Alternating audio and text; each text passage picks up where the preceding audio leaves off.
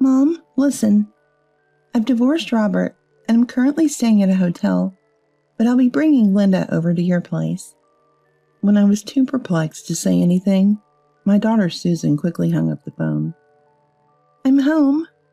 A few days later, Susan arrived, dragging a large suitcase while her daughter Linda had a travel backpack on. Both of them kicked off their shoes and entered the house.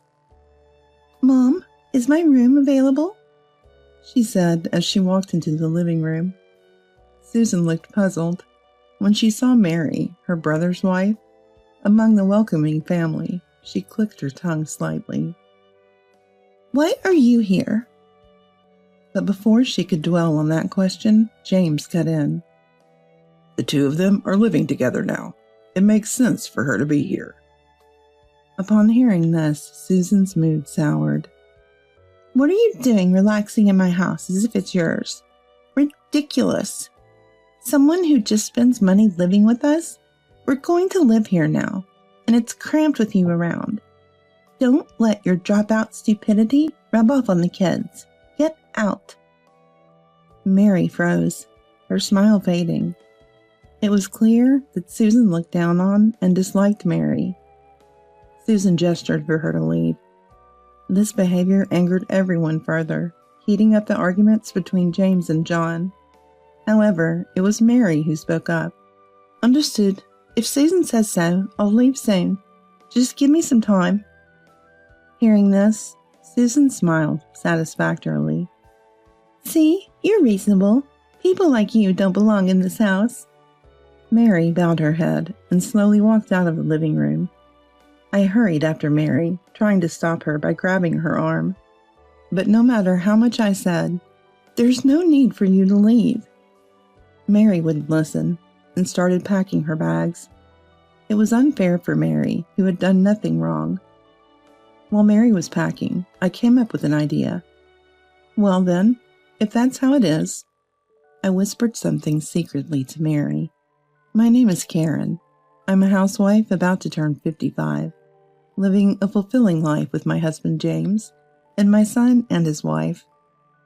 My son John got married last spring and held the ceremony. Mary is a wonderful person, always cheerful with a bright smile, and has a pleasant personality. She's petite with long flowing hair. Initially, they lived separately, but when John's job location changed, moving in with us became more practical since it was closer to his workplace. We've been living together for about 6 months. When they first suggested moving in, neither James nor I opposed, but I was worried about how Mary would take it. After all, I'm her mother-in-law, and she might not be keen on the idea. I worried about this until they moved in. One night, James said, Aren't you worrying too much? Mary isn't like that. Really? Mary is skilled at sewing, right? John mentioned that. And you like knitting, so you'll probably get along.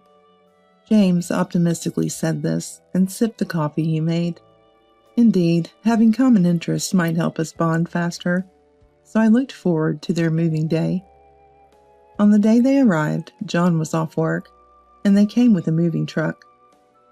We're here to cause trouble. Oh, this is for you. As soon as she arrived, Mary handed over a package of sweets. Surprised, I opened it to find an assortment of famous confections. You didn't have to go to such trouble. No, I had to bring something. We'll be inconveniencing you. Inconvenience? Not at all. The house is small, but please make yourself at home. Thank you. After that day, we were both a bit stiff and nervous for about a week. But as we talked about knitting, we warmed up to each other. Mary got excited talking about the local craft store. The conversations about the satisfaction of completing a project were endless. Mary learned to sew in elementary school. She had no relatives and came from a children's home, where the staff noticed her dexterity and taught her sewing. Starting with button sewing, Mary gradually learned to enjoy making things like children's aprons and small etiquette pouches. Over time, she became capable of making almost anything. including clothes and tote bags as an adult. I started to enjoy making things, and now I can make just about anything from clothes to tote bags, she said with a smile, looking vibrant and somehow making me feel more energetic and a bit younger. Mary was also incredibly thoughtful. Once she found out that James liked to have coffee after dinner. She started making it for him every night. She also took care of the garden, cleaned the storage shed, and tidied up around the water fixtures. James cherished Mary, as if she were his own daughter. The only thing that bothered me was when Mary put herself down for being a dropout when we were alone. She couldn't afford to go to high school and had to start working right after middle school. I encouraged her, saying, "It's okay." But I wasn't sure if that really cleared her worries. Mary probably felt insecure about it because Susan, her sister-in-law, teased her. Susan, John's older sister by 3 years, had a mean streak that no amount of scolding could fix. Susan went to college and got a job at a major bank. She would go to dinner parties with friends and acquaintances, targeting wealthy men to date or break up with. It seemed like her relationships often soured, probably because her personality was difficult to deal with. I worried no one would marry her if she didn't change. But that worry was unnecessary when she introduced her fiancé a few years ago. He came from a family of doctors, and now worked in internal medicine at a large hospital. James and I thought we wouldn't be troubled by her anymore. But even after that, she would say things like, "My brother is so presumptuous," about John. At family gatherings with Mary, Susan always had complaints. "Is this girl John's wife? She looks so plain." "Susan, don't be rude." I would chide her, but Susan never changed her attitude. Even when James and I said, "Think of us as your real family," Susan laughed mockingly. "Seriously, Dad, Mom? A stupid family like this is impossible." I still remember her mocking laughter. "Hey, Dad, Mom, are you serious?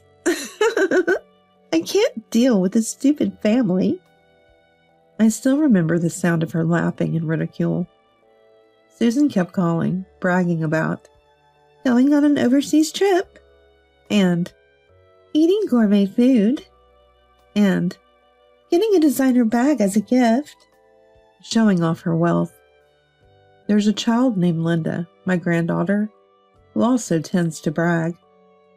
I thought it might be better to correct this bragging habit, but whenever I tried, "Don't meddle in our parenting," she would snap, leaving me helpless. Susan was a troublesome daughter. One sunny autumn day, accustomed to life with John and the others, I got a call from Susan. Another boast, I suppose. I'm so tired of it. Muttering in annoyance, I answered the phone, only to hear Susan crying. "Mom, listen, I got divorced. I'm staying at a hotel right now, and I'm coming over with Linda." But... "Please, bye." Before I could say anything, Susan hung up. Despite her request, there was no room available, leaving me wondering where to welcome them. I cleaned up my room that day, cleared out half the closet, thinking it'd be cramped, but they had to stay here. As I was tidying up, Mary returned from shopping, surprised at what I was doing. "Why are you emptying your room?" "Susan and Linda are coming back. She's divorced now. Since there's no room, they'll use mine."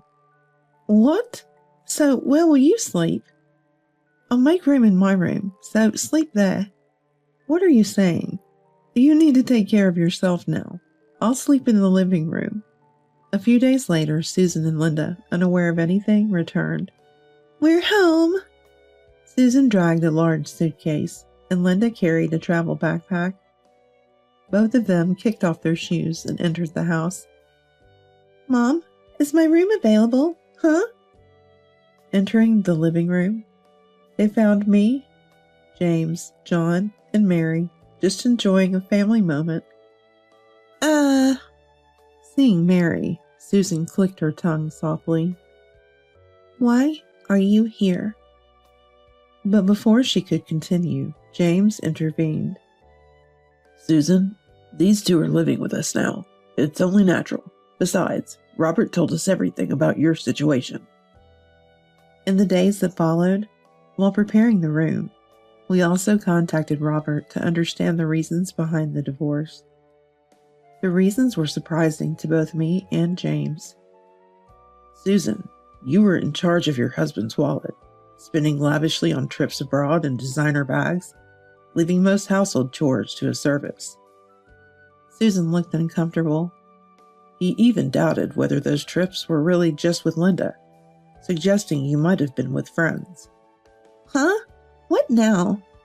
I'm tired from the divorce, and coming back here? I don't want to hear this. I have a room, right? Susan sighed heavily, ready to take her suitcase upstairs. Me and James stopped her. Wait a minute. Let's finish this conversation. Tell us the truth. There's no truth. It's all lies from him. I went on trips with friends and Linda was there. It's just spending a little money. It's not just a little. The thing is. Watching this, Mary stepped in. Her hair swayed uneasily. James, let's leave it at that. We can talk some other time. Susan must be tired. Please, go to your room, Mary said with a smile. Knowing Susan didn't think highly of her, preferring to avoid any involvement, but chose to diffuse the situation, touching my heart with her magnanimity. Yet Susan's face grew even more distressed. What, making yourself at home? Living with someone who squanders money? Now that we're here, it's cramped because of you. Stupidity spreads to the kids. Get out. Mary was taken aback by the harshness and the words, her smile fading. James, John, and I couldn't help but respond angrily to Susan. Susan, apologize to Mary. What a terrible thing to say. It's awful. Mary isn't stupid, nor does she just waste money. I hate being around such idiots. Susan waved her hand, showing the back of it as if to say go away. James and John became even more incensed at her actions. We never agreed to you coming back in the first place. Do you understand that? But this is my parents' house, so it's natural for me to come back. This may be your parents' house, but coming back like this is unbelievable. Sis, how do you plan to cover living expenses? You quit your job, right? Well, yes. I'll take a break from work for a while, so John and Dad can support me and Linda until I find a job. Mom can take care of Linda. Susan has always been like this, quite self-centered. That's why I was reluctant to accept her back. Hey, just to clarify, by when do you plan to find a job? It's almost time for Linda to start preschool. And what about picking her up? How am I supposed to know when I'll find a job? And Mom, you will pick Linda up once I start working, right? That's much better than using Mary. We can't just do that on request. Susan seems determined to stay here and have us look after her and Linda. Linda, unable to keep up with the adults' argument, tried to get attention by crying and shouting. That's how it's going to be, so please understand. What an attitude she has. Everyone was stunned by her. It felt like time stopped for a moment. But then Mary spoke up unexpectedly. Understood. If Susan says so. I'll be leaving soon, so please give me some time. Hearing this, Susan smiled contentedly. See, that's very understanding of you. You realized you're a nuisance in this house. Mary bowed her head and slowly left the living room. I rushed to stop Mary, grabbing her arm. But no matter how much I said, "There's no need for you to leave," Mary wouldn't listen and started packing her things. I felt sad, wondering if there was anything I could do. It wasn't fair for Mary, who had done nothing wrong. While Mary was packing, I suddenly came up with an idea. Well, if that's how it is. I whispered something to Mary. Weeks after Susan's return, the mornings and evenings had grown colder, and the autumn leaves in the nearby park had progressed, making it feel fully like autumn. Mary had found a new place, finished the viewings, signed the lease, and started moving her belongings. Susan was happy to see this, and Linda had learned to look down on others, pointing and laughing. Linda, stop pointing at people. Even when I scolded her, Linda seemed to enjoy herself, sticking out her tongue and laughing. She complained about the food Mary and I cooked, spat it out as if it was a game, and the house was a mess with sand and mud from playing in the sandbox. Talking to Susan was of no use. Don't you think it's good for kids to be lively? Don't you agree, Mom? I wanted to say that wasn't the point, but I was too tired to argue. James and John were still on bad terms with Susan, and the house was in chaos. But it would all be over with a bit more patience. One Sunday night, after helping Mary unpack at her new place, I received a call from Susan. During the day, me, James, John, and Mary had gone to the new place, leaving Susan alone at home. It was dark, and she must have grown impatient waiting for us to return and called. Hey, Mom, when are you coming back? I'm hungry and want the laundry done. Linda probably wants to sleep, too. To that, I replied sharply, we're not coming back there. Susan was shocked on the other end of the phone, hurling insults. Don't joke. What do you mean? I haven't heard about this. Come back and make dinner. And other such immature comments from a mother. I see. So I'm being blamed by that dropout idiot, am I? Am I the dropout idiot you're referring to? Why does it turn out this way? Didn't you say the dropout idiot was Mary? I'm a dropout too. At that moment, the other end of the phone went silent. Perhaps it's more accurate to say she was speechless. Because you said you couldn't stand being with the dropout, right? Well, Dad and I are dropouts too. We've decided to move out as well. After a few seconds of silence, Susan started to make excuses hastily. I never said anything like that. Besides, you'll miss Linda if you don't come back, right? It doesn't matter what your and Dad's educational backgrounds are. Please come back. I don't want to be with a daughter who judges people by their education alone. Linda has been left with her father, so there's no need to worry. Linda? Why? We had taken Linda out shopping and handed her over to Robert on the way. He had wanted to take custody when he brought up divorce, but it seems Susan had taken and hidden her before any proper discussion. That's why we didn't immediately return home and stayed in a hotel for a while, keeping away from Susan and her family. Give Linda back. You hardly disciplined Linda and left her mostly to her own devices. That's not parenting. She deserves a proper education in a proper family. I hung up the phone as Susan continued to scream. Despite her multiple calls afterward, I set my phone to ignore her calls and put it down. When I looked up, I caught Mary's anxious gaze. I smiled and gave her a thumbs up. It's okay. Mary smiled back, reassured. A week after moving in, we had become reasonably acquainted with the neighbors. Mary and I spent our days in our slightly larger new house, cleaning, cooking, and dedicating time to our hobbies of sewing and knitting. The reasons for moving here included the presence of a craft store nearby and a sewing and knitting club that met several times a month. When we first attended, both the instructors and the students were welcoming and kind. One afternoon, I suggested to Mary, "Mary, I'm thinking of setting up a booth at the handmade market in the neighboring town this year. How about joining me?" Mary modestly said, "I don't have to participate." But with encouragement from our club friends, she decided to. Now we are preparing items for the market. Afterwards, Susan, who had been sitting in the parental home for a while, moved to a rundown apartment 1 or 2 months later. The house was actually rented, with quite a high monthly rent.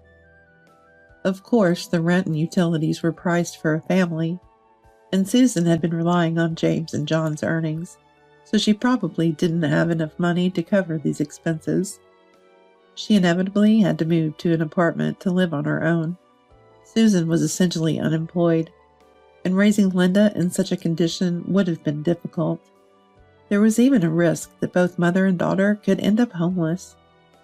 Initially, it was a bit hard to separate Linda from her mother, but given how things turned out, it seems it was a good decision to leave her with Robert.